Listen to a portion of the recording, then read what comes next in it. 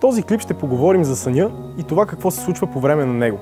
Съня е сложна и необятна материя, в която все още нямаме пълни познания, но тук ще разкажем малко повече за неговите основни фази и функции. По време на сън се забавят всички действия на организма с изключение на мисловната.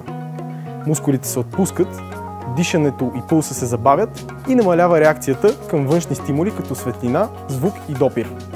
Съня се състои от 4 основни фази, определени според честотата на мозъчните вълни и състоянието на организма.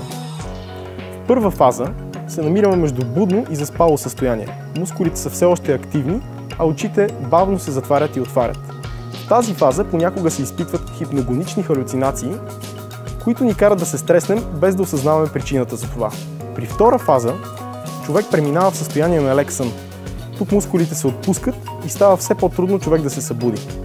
В трета фаза вече мускулите са напълно отпуснати, но трябва да се знае, че при някои хора се наблюдава ходене и говорене на сън. Важно е да се знае, че хората не е добре да се будят в тази фаза. Четвърта фаза е още наречена REM фаза, което идва от английски език заради бързи точни движения, които се наблюдават в нея. В тази фаза се случват повечето от сънищата ни, поради което мускулите са напълно парализирани, за да се предпазим от изживяване на сънят. Тази фаза се достига средно на около 90 минути по време на сън, като често след нея следват кратки пробуждания. Интересното е, че само при тези кратки пробуждания ние помниме и пресъздаваме сънищата си. Ето как върви сънят ни. Когато заспиваме, плавно преминаваме от първа до трета фаза, а в определени моменти прескачаме в REM фазата, в която сънуваме. Сънят се контролира от област мозъка ни, наречена хипоталамус. Хипоталамуса контролира производството на хормона мелатонин, който ни кара да заспиваме.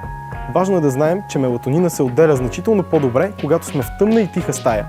В различните възрасти човек има нужда от различно количество сън.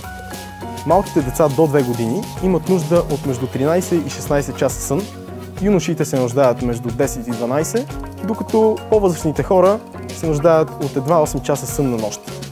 Колкото по-дълбоко заспиваме, толкова повече пада телесната ни температура, като в определени моменти е възможно или да се покачи, или понижи.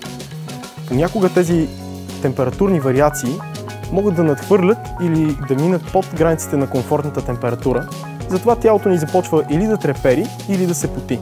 Също така, в различните възрасти, хората имат различни температурни граници на комфорт. По-младите хора успяват да регулират температурата си в широки граници, докато при по-възрастните хора различни процеси в тялото се забавят, затова тези граници се стесняват. При хората в напреднала възраст вече, границите варират едва между 23 и 25 градуса. Именно затова тези хора се нуждаят най-много от правилните продукти за сън.